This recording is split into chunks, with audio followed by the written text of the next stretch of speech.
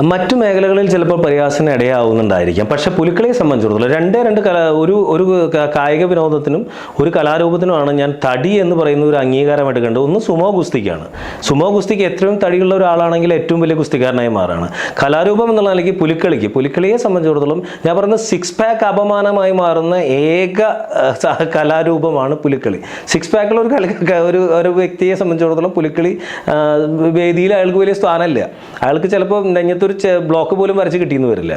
അപ്പം മറിച്ച് നല്ല വയറുള്ള ആൾക്കാരാണെങ്കിൽ അവരാണ് അന്നത്തെ ഏറ്റവും ഏറ്റവും വലിയ ശരീരമുള്ള ആളാണ്, ഏറ്റവും അംഗീകാരം കിട്ടുന്ന, ഏറ്റവും പ്രശംസ നേടുന്ന, ഏറ്റവും കൂടുതൽ ആൾക്ക് പുപ്പുലി എന്നൊക്കെ പറയുന്നത് ഏറ്റവും വയറുള്ള ആൾക്കാരാണ്. അപ്പോൾ തൃശ്ശൂരിനെ സംബന്ധിച്ചിടത്തോളം സിക്സ് പാക്ക് അല്ല, ഫാമിലി പാക്കിന് വാല്യൂ കിട്ടുന്ന ഏക സ്ഥലം തൃശ്ശൂരാണ്.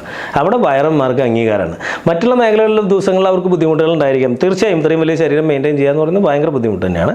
പക്ഷേ ഈ ബുദ്ധിമുട്ടൊക്കെ ചിലപ്പോൾ അവർക്ക് ഈ പുലിക്കളി ദിവസം കിട്ടുന്ന അംഗീകാരത്തിൻ്റെ ഓർമ്മയുടെ പേരിൽ മറികടക്കാൻ സാധിക്കുന്നുണ്ടായിരിക്കും എന്നാണ് തോന്നുന്നത്. കാരണം അത്രയേറെ ബഹുമാനം അവർക്ക് അന്നത്തെ ദിവസം അവിടെ കിട്ടും.